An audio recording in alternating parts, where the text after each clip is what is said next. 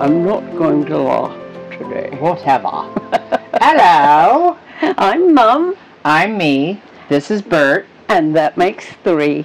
So part of the feedback that we've had is we need more Bert in the show.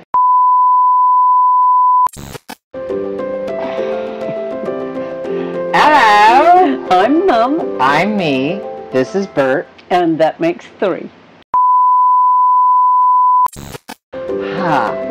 Like, what the heck? We've got to get this right. First time, one time. That would be so lovely. It's like my checkout. Yeah. Yeah. Hello. I'm Mum. I'm me. This is Bert. And that makes 3. All the time. Anyway, part of the feedback that we've had is that we need more Bert in the show. So that's if we can keep him on one of our laps, right? And he's been all over the board. Sometimes he's excited. Sometimes he's just not enjoying this trip at all. He gets squirrely. So we're working through it with him, and he's a very needy little dog, and he wants to be petted all the time, and he loves his neck rubbed like this. So, and he has his own page. It's Bert the Adventurer. If you want to take a look at it. If you are on social media, then if you see one of our tags, you'll see that we're tagging him as well now. So anyway, it's been little by little we're getting all the bits and bobs in the row, and it's starting to work better, oddly, in the midst of trauma sometimes. Yeah, we've had an interesting month. Yeah. And we're not going to get into it all because that's a different show, and we're in arrears. So today, we are going to talk about wall drug, Nespresso, the national state parks, federal parks, and the Badlands. And I have a little bit of trivia. I don't know whether you've ever seen or pause wondered. For a minute. We don't want to get there yet. Oh. We got to wait till the show. This is just the... I was talking about flowers. I know you are, but we got to wait for the show part. This is only 30 seconds. Oh. See? We got to keep things No, you got to cut that out. No, we're going to leave it right there, but now I got to stop. So, here's your credits.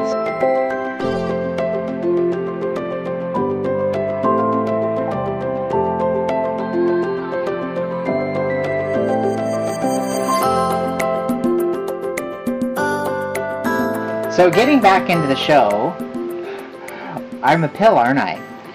He's a pain in the ass. So all I'm doing is what our producer is telling us that we've got to get done in the course of the show to make things successful and run well and all the bits. So now you have a piece of trivia you'd like to share. Don't know whether I want to do it now. Oh, now, there is a Team Janet, or a Team Mum, and a Team me, and a Team Bert. I seem to be losing. Y'all are liking Mum, and you're liking Bert better than me, so... Oh, he's gonna pout now. Oh, my goodness. Not really, but share your trivia. I do. I've often admired the poppies in California on the side of the road, and in Pennsylvania, the black-eyed Susans, and I think it was Ohio. There was some red mulberry. And I wondered how it got there or why it got there, and apparently that was Eleanor Roosevelt, who, when the transportation people wanted to cut through the countryside, they had to plant flowers where they were going to put the road. So I don't know whether you knew that or whether you even cared about it. But that is a federal mandate. When you are planting roads, it's a requirement that you now plant wild flowers that are indigenous to that environment. Yep. So that's one of the cool things. Everywhere you drive, there's really, if nothing else, that part's beautiful. Yeah. Even in the most boring part of the road, that part's beautiful. And I think every state's doing it, but some are doing it more abundantly. Like Pennsylvania, there are black-eyed Susans everywhere. Yeah. And poppies in California, so I love it. I love the flowers. Bert is being like on my microphone, so I'm not sure what's up with him right this second. So yes, I've actually wondered as I drive down the road, and about how much money do they spend in wildflower seed. It's got to be enormous. Whatever it is, it's worth every penny because it brightens up the entire trip. Yeah, I like that fact. That I like that they're doing that. And the only reason we wanted to mention Nespresso is so these are Nespresso glasses, and we actually go to Nespresso, and they're all over the country, and you can get it delivered to you. But I've been serving this to my customers and my team, my direct reports on my teams, and yep. I've had one in your house, one in my house, and yep. one at work for years.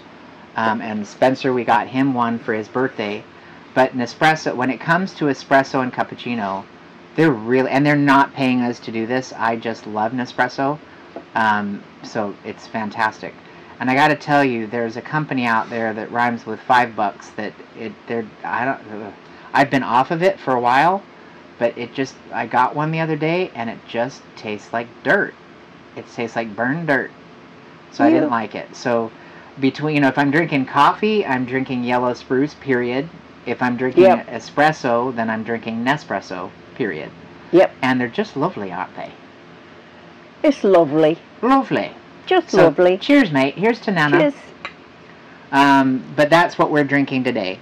And I'll tell you, it's really wonderful with a B&B.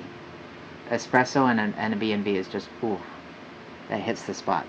So we ended up going down the road. We left, where did we leave? Montana, Bozeman, Montana. And then we drove down, and it's a fairly long road through South Dakota, and we went to Devil's Pillar, and as we're traveling, we start seeing these big signs along the road. How many signs were there? Thousands, I swear there were thousands. But we're talking 100 miles? Yeah. I mean, it was astonishing how far out these signs were. And we're like, first I hadn't ever seen it before. I didn't know what it was. So the first thing we were traveling through, we see one sign that said like moccasins. Get your moccasins at Wall Drug. And then it was get your cowboy boots at Wall Drug. And then it was get your oil service. See the jackrabbit. The jackalope. Jackalope, yeah. They've got a bloody great jackalope. So it is. I actually think that's where the whole jackalope thing came from. Might have been. But it's 2 stories tall, and then you can ride a different jackalope that's in Wall Drug. I mean, you can ride the pony and get photos and have meals, and it was astonishing how many things are sold at Wall Drug. They've literally tell the story about how it got started, because you studied it more than I did. I didn't really study it. I just know that there was a family who decided that people needed a break in this long road, I think, and they decided that they would provide water, just plain water, for these people to drink. And people told them they're not going to stop for water, but they did.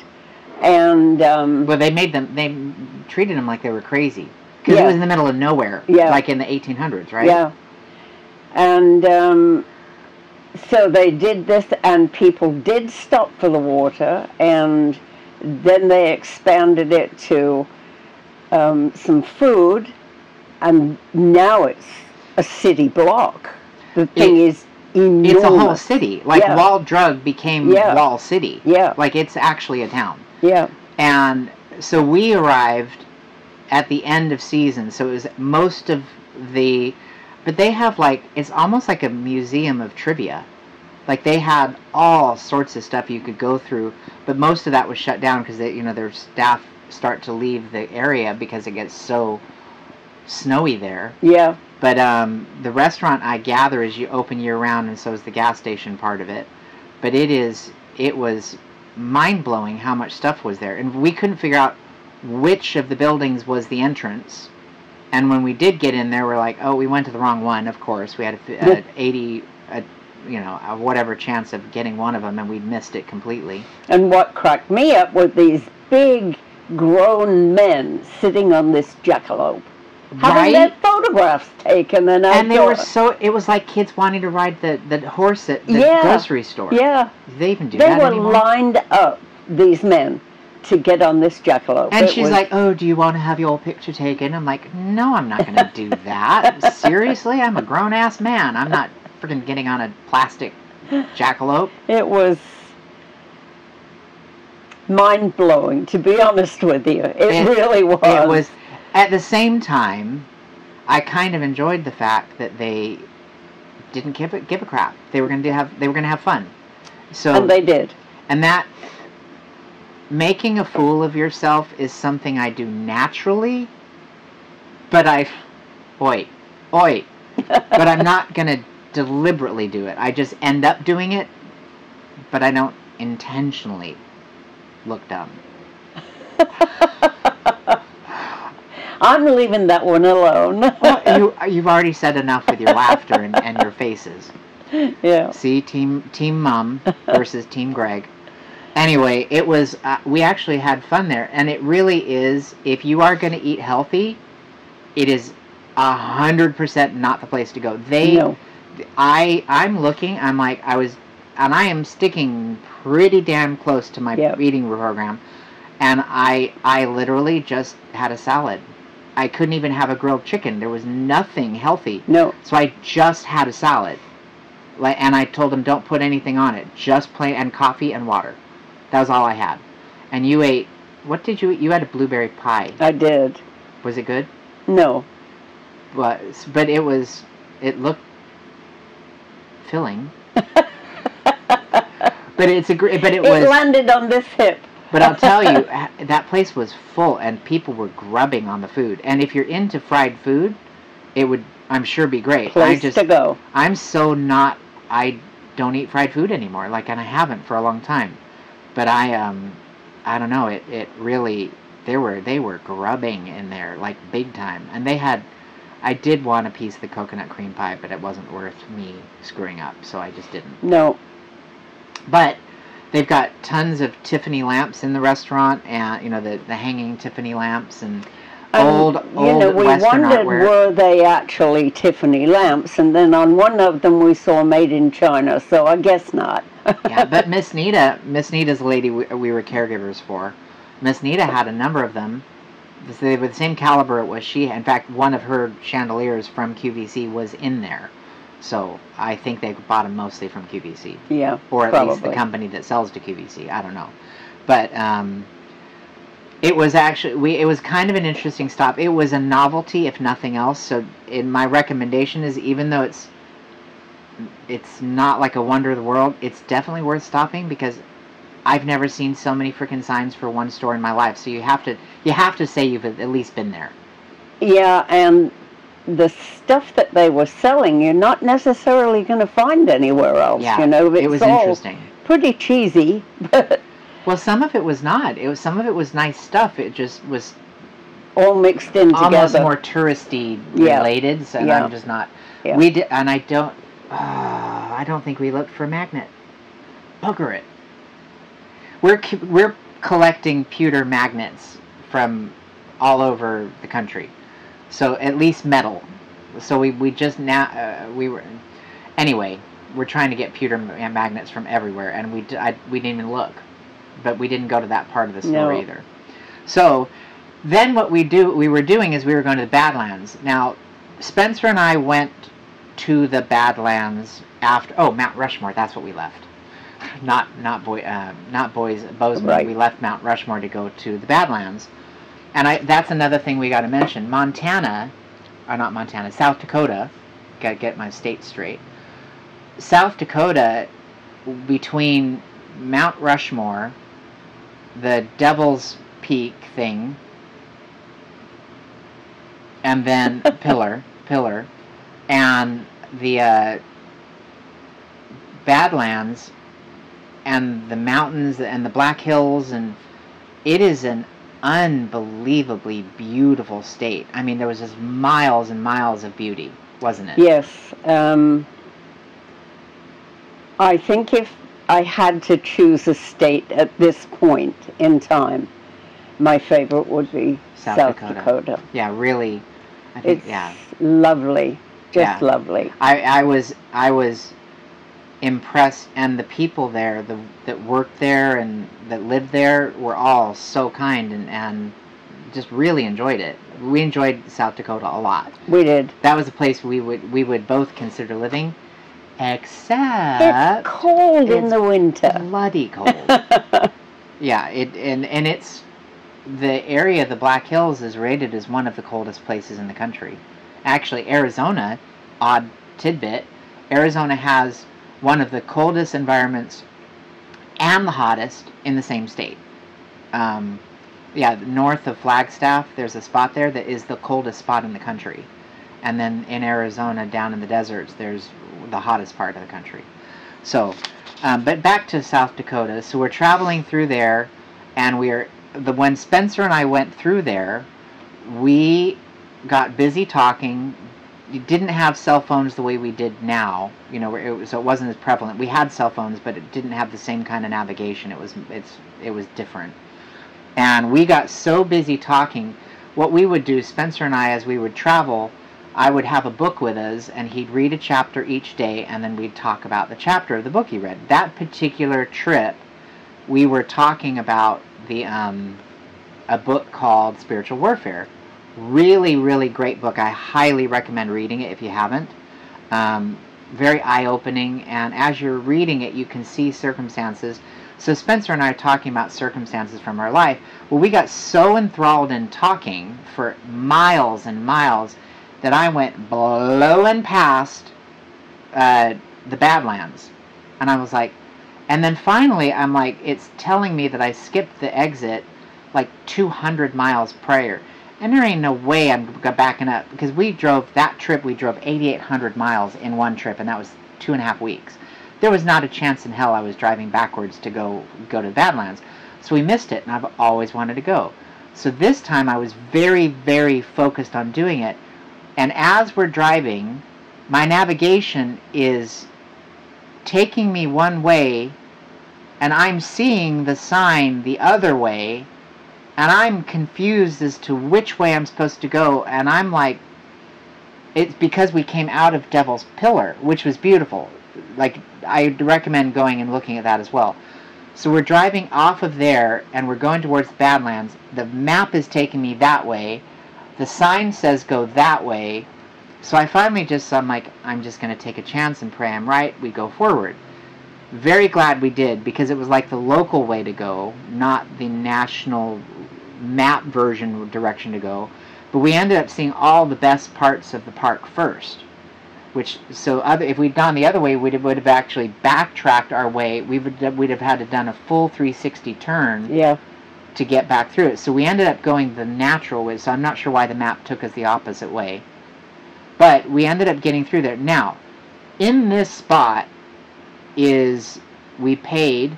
They got out of their toll booth, they came over to the RV, and they reached up to us, because I can't remotely reach their checkout to pay the fee to get in. But we ended up going in, and first of all, we had so desperately wanted to see the bighorns, and we didn't. And guess what's the first thing we saw was the bighorns. Yeah. And they were all around us. And I was like, wow, so great videos of that. And people are all getting out and around our RV, because they're kind of hovering around our RV. And they're just eating away. Yeah. And they couldn't have given a rip that we were there. No, they were beautiful, beautiful creatures. Docile, too. We enjoyed that a lot. But then we ended up going to see the Badlands, and I cannot even begin to tell you how incredibly breathtaking the Badlands are. With a name like that, you don't expect all this beauty. It's unbelievable. Yeah. I've always said Yellowstone is like my favorite place in the world. There's really, really unique stuff. Like, it's pretty hard to pass. and I love Mount Rushmore, and I'm enthralled with Crazy Horse. But the Badlands, I would go back to the Badlands in a heartbeat any time you told me you'd take me there. Oh. It's remarkable country. We were absolutely gobsmacked. Yeah. Over and over and over again. I couldn't believe it. And every corner you went around, there would be a pull-out and the most astonishing scenery. I loved that place. It was unending. Yeah, I loved that place. Miles and miles and miles of spectacular everywhere. Yeah. And get to the end of the day and you've got the incredible sunset. Wonderful, and I couldn't, if you told me that you were going by there and you weren't going to stop, I would really have to hurt you. You seriously got to go. It down, why didn't we? Yeah. It was. You really got to go to the Badlands. It is. The thing that we were astonished at is you've got all this stuff in the same freaking state. Like, it's just unbelievable how much beauty is in South Dakota. Yeah, we thought of stopping by the mansion, you know, to see if maybe Christy would take us, give us a cup of tea or something, but we didn't have time. We so missed that exit. Once we got the idea of stop, because she is known for visiting with, just chatting and visiting with people. So we were seriously, and we love her. So we were seriously going to go there. Yeah. And when I looked at the map, I'm like, yeah, we missed that 150 miles ago. So yeah, we're not going back. But we will next time we go through. Yeah. Totally. We're going to stop. So if you're watching, you need to be ready for us because we're going to come and say hi to you. Right? So that was really fun. I can't express how much I enjoyed that part of this trip. Yeah. And I've got some spectacular pictures and videos and stuff. It was truly a remarkable place to have spent. We spent enough time there that we really, really got to love it. I love South Dakota. I think it's gorgeous. Yeah. We are. I don't know, the Badlands blew me away on how cool it is. That's really the only other thing we really have to go over in today's show is your senior discount. So if you get your senior discount, you can get into all the national parks. So we did not do that. So we've paid now for 3 parks before somebody told us that. So if you work for this national parks, please tell people that when you see somebody like an old fart. Like me. And me. I look at, I'm not it, but I'm not old enough for it yet, but they don't know that. I guess they could be thinking I'm just really a young guy with gray hair. But, see? I would straighten them out really quick. Yeah, you would. But it really, make sure you get your state park pass. The other thing you want to remember is most of the national parks, you're able to get a bigger RV through. Like we were able to drive through Yellowstone easy with our size coach. But if you're trying to get into every single park nationwide, you absolutely have to be under 30 feet, which is one of the things I absolutely love about Airstream. If you're going to go to van life, I'm sorry. I know there's a lot out there, and I know they've got lots of cool bells and whistles, but if you're going to buy a van, I sold them. And I don't sell them anymore. I don't get a kickback from them. Number one, the teams are absolutely brilliant, fantastic. I love them. Like, seriously, I love everybody at Airstream. I love them. But you will not get better in a van than Airstream. Period. Hands down. I know all the data. I've researched it. I'm one of the only people nationwide that is certified for Mercedes and for Airstream. And they're fantastic. So with one of those vans, you can get into every state park nationwide, and that's the reason I even brought it up today. Got to give kudos where kudos are due, and they're innovative. They're fantastic. I did not expect to go on that tangent today. So, but I love Airstream. Seriously, love Airstream. And I love my time with them, and I can't wait to see them when we go through that area. We're going to stop in and say hi to them because I love everybody there. Anyway, anything else you want to mention about this part of the trip? No. Okay. So, we will see you next time, and there's lots more to share. In our next episode, we're going to be talking about getting through Pennsylvania and up to Ithaca, New York. So, we will see you later. Bye-bye. Bye.